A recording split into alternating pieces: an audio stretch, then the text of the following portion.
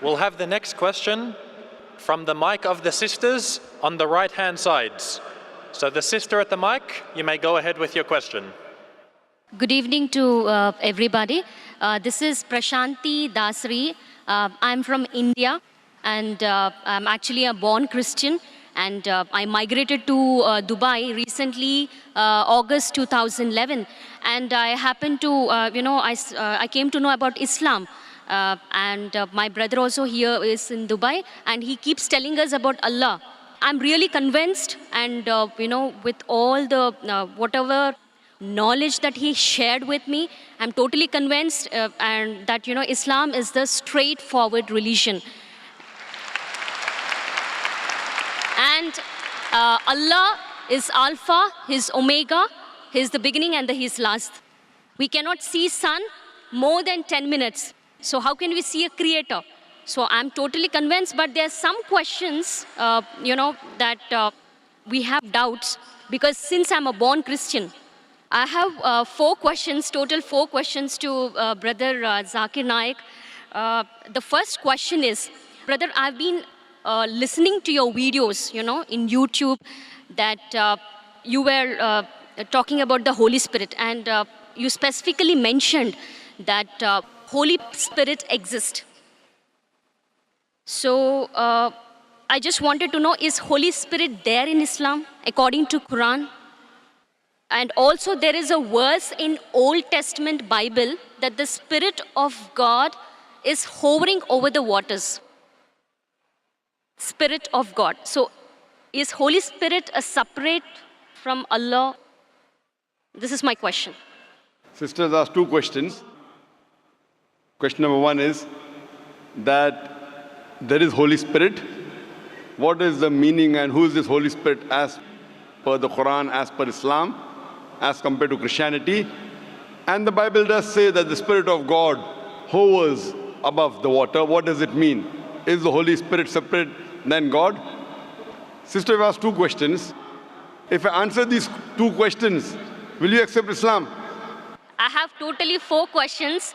So okay, so you want me to answer the first 2 and then you'll ask the next 2 questions? No, yeah, absolutely. I'm 70%, I'm convinced, whatever knowledge that my brother shared with me, and I've been watching your videos, I'm 70% convinced. I'm being very honest and very transparent. So inshallah, if the 4 questions are answered, yes. If you're convinced, 100% will accept Islam. Inshallah, I will accept Islam.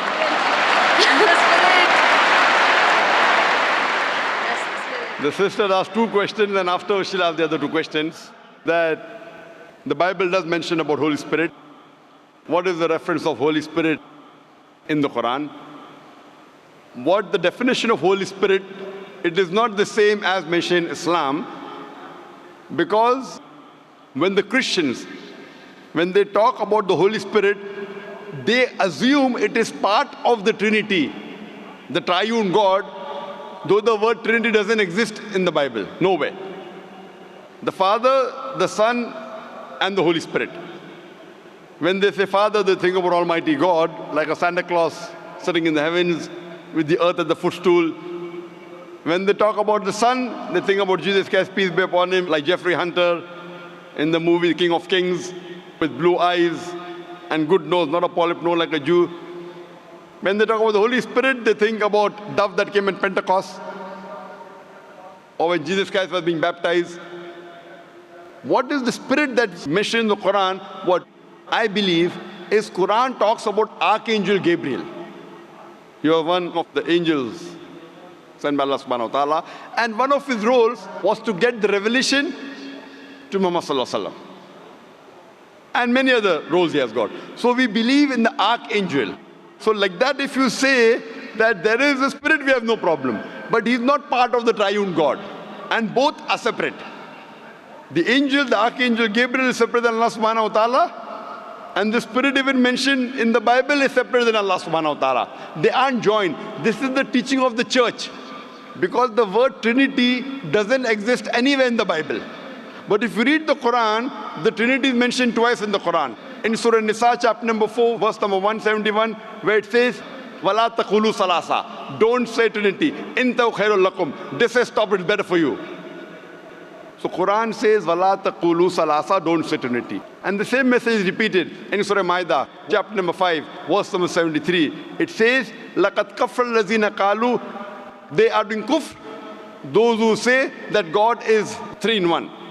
So the word Trinity appears in the Quran twice, and both the places it says it is wrong to use the word Trinity. And in the Quran, it is mentioned that don't say Trinity, but the word Trinity doesn't exist in the Bible. The closest verse to Trinity in the Bible is the first epistle of John, chapter number 5, verse number 7, which says, "For there are three that bear record in heaven, the Father, the Son, and the Holy Spirit. And these three are one." So this verse, if you read the Revised Standard Version of the Bible, revised by Thayru scholars of the highest eminence, Christian scholars, they say that this verse of first epistle of John, chapter number 5, verse number 7, is an interpolation, is a fabrication, is a concoction, and they've thrown this verse out of the Bible. So the verse in the Bible that was not talking directly about Trinity, but the closest to Trinity, is thrown out by the scholars of Christianity as a fabrication, as a concoction. So but naturally the Spirit and Almighty God, they're two different entities. They're not the same. And in the Quran it talks about Archangel Gabriel. He is the angel of Allah subhanahu wa ta'ala. Hope that answers the question, sister. Yes, brother. I would like to know your other two questions. Yeah, my third question is, which is related to Holy Spirit only. All the prophets, all the man of God, like Prophet Abraham, Prophet Isaac, and Prophet Moses, peace be upon them, all the prophets, they used to intercede with Allah. They used to interact with Allah. So to interact with Allah, because they are all the chosen ones, they must be gifted by some strength. It might be the grace of God. So it is a power. There is that some power so that they are able to interact with Allah. So what is that power? So what is my understanding? I mean, what was my understanding all these days was, with the help of Holy Spirit, all the prophets were interceding with Allah. Is that true? Sister asked the question that the messengers of Allah subhanahu wa ta'ala intercede with Almighty God. Then she said interaction with Almighty God. Sister, the English word intercede and interaction are two different things. So is your question intercede or interaction? Intercedes. Intercede means that someone intercedes on somebody else's behalf. Someone intercedes on somebody else's behalf. Now this you have to realize that when you speak to Allah subhanahu wa ta'ala, Allah subhanahu wa ta'ala does not need anyone to intercede. The Quran says in Surah Ghafir, chapter number 40, verse number 60, "You ask me and I will answer your prayer." Allah subhanahu wa ta'ala does not require anyone to intercede with him. Why? And people give the example that, when you go in a court of law, when you're presenting your case to the judge, you hire lawyers. So like that, the messengers of God are our lawyers. This is okay and logical for a judge who is a human being, because the judge does not know who is the criminal, who is the robber. So the lawyer helps the judge to understand who is the criminal, who is the robber, who is not. But Allah subhanahu wa ta'ala has ilm ghaib. He does not require anyone to prove to him who is good, who is bad. So it is wrong to say intercede. Yes, someone can pray. A messenger can pray for other human beings. And Allah says in the Quran that Allah subhanahu wa ta'ala does not require any intercession except who He wills on the day of judgment. So on the day of judgment, Allah says He will give permission to certain people to intercede. And there are hadith saying that this special favor will be given to Prophet Muhammad, peace be upon him. So what we know from the history of all the other scriptures, as well as the Quran, as well as the hadith, that the messengers of God, they interacted with Allah subhanahu wa ta'ala. They prayed for others. But if we use the Prophet to intercede, that means if I pray that if I go through this Prophet, following the commandments of Prophet is good. But if I pray to somebody else besides Allah subhanahu wa ta'ala, that's what many of the human beings do. they pray to human beings saying they are closer to Almighty God. So if we pray through Him, God will accept our prayer faster and better. This is wrong. We have to pray to Allah subhanahu wa ta'ala directly. These prophets of God, they are messengers. Yes, they have special powers. They have special powers. They can speak to Allah subhanahu wa ta'ala. And Allah subhanahu wa ta'ala chooses certain men amongst men, chooses certain men to communicate His message to the other human beings. These chosen people of Almighty God, we call as prophets or we call as messengers of God. So Allah subhanahu wa ta'ala selects certain human beings in the world to communicate His message to the other human beings. These are called as messengers of God. So there is communication between the messenger and Allah subhanahu wa ta'ala. But that does not mean that human beings can use these messengers to intercede. That if they pray to these messengers, Almighty God will listen to us. This is the teaching of the church. That you believe in Jesus Christ, peace be upon Him, and all your sins will be forgiven. This concept doesn't exist in Islam and doesn't exist even in true Christianity. It is the teaching of the church, sister. Hope that answers the question. Yeah, my final question is, in New Testament, in one book of Acts, Paul mentioned about tongues. What do you say about tongues in New Testament? According to Islam, is that it's totally eliminated, it's not there, or the gift of tongues existed at that time?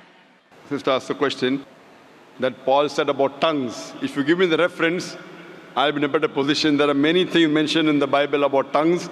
There are many verses in the Quran which speaks about tongue. If you give me the reference what you're talking about, I'll be in a better position to reply to you. But generally, there are many statements in the Bible talking about tongues.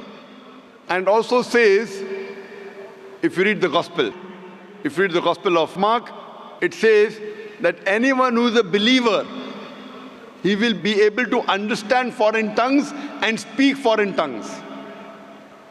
That means if you are a believer in God, then you can understand foreign languages and you can speak foreign languages. So that's what I did when I had a debate with Dr. William Campbell. I gave him a 100-rupee note. And the Indian 100-rupee note, as you may be aware, since we have got 22 official languages, I read in English 100 rupees, Hindi says 100 rupiah. I asked him to read the other 20 languages, if he's a believer, and he could not. There are many references in the Quran talking about tongues. If you read the Quran says in Surah Rum, chapter number 30, verse number 22, that Allah subhanahu wa ta'ala has created the human beings in different colors and tongues so that you should recognize each other, so that the men of understanding will understand. Furthermore, the Quran says that on the day of judgment, your tongues, your organs, your hands, they will be witness for you. What you did right, what you did wrong. There are various hadith of the Prophet talking about the tongue. So there are many references in the Quran talking about the tongue. There are many references in the Bible that talk about tongue and how to test a believer. Hope that answers the question, sister.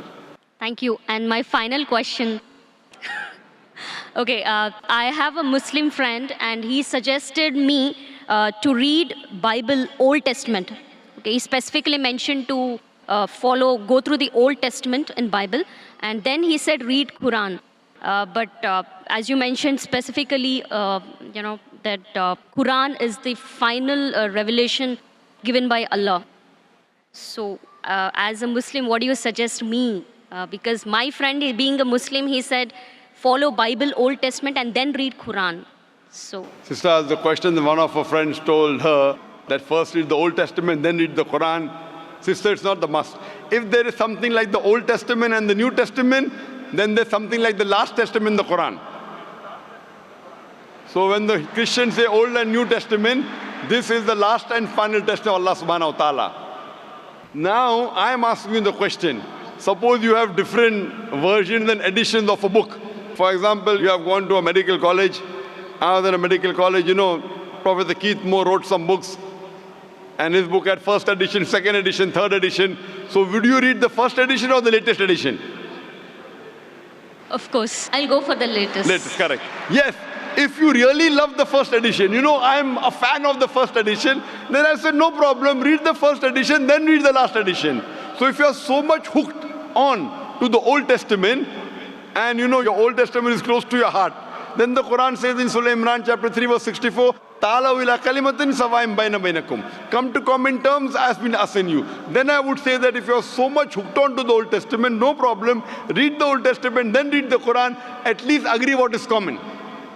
And when we read the Old Testament, New Testament and the Quran, we come to know that the thing that is common in these scriptures is that there is one God and He deserves to be worshipped. He has got no image, He is not begotten. It further says that Jesus Christ, peace be upon him, is not God. And both the scriptures say that the last and final messenger is Prophet Muhammad, peace be upon him. So sister, now are you prepared to accept Islam? Of course, yes.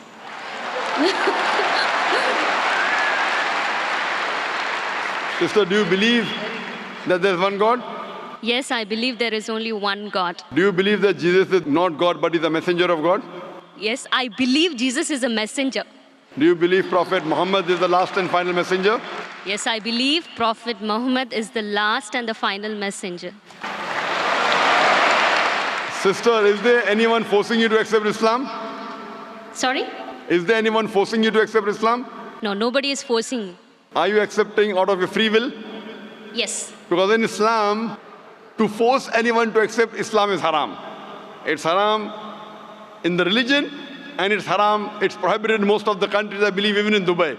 To force anyone to accept a religion is forbidden. So you're accepting out of free will, sister? Yes, but that is the reason I asked you many questions. MashaAllah. Out of free will. I hope no one is bribing you. No. You know, because in India, when after many people accept Islam, the CID, the police go there and ask, how much dollars Dr. Zakir Naik give you? I tell them I have given them currency of the Akhirah. Currency of the Akhirah, and that's accepted. So inshallah, sister, I will say in Arabic and you can repeat it. Okay. Ashhadu Ashhadu Allah Allah ilaha ilaha illallah illallah wa ashhadu wa ashhadu anna anna Muhammadan Muhammadan abduhu abduhu wa rasuluhu. wa rasuluhu. I bear witness I bear witness that that there is no God there is no God but Allah, but Allah, and I bear witness and I bear witness that Prophet Muhammad Prophet Muhammad is the messenger is the messenger and servant of Allah. and servant of Allah. MashaAllah, sister, you're a Muslim. Yeah. And may Allah subhanahu wa ta'ala accept your effort. And I pray to Allah subhanahu wa ta'ala What's your name? that to guide you further Prashanti. and inshallah give you the best in this world as well as the akhirah and grant you a place in paradise, inshallah, sister. Thank you.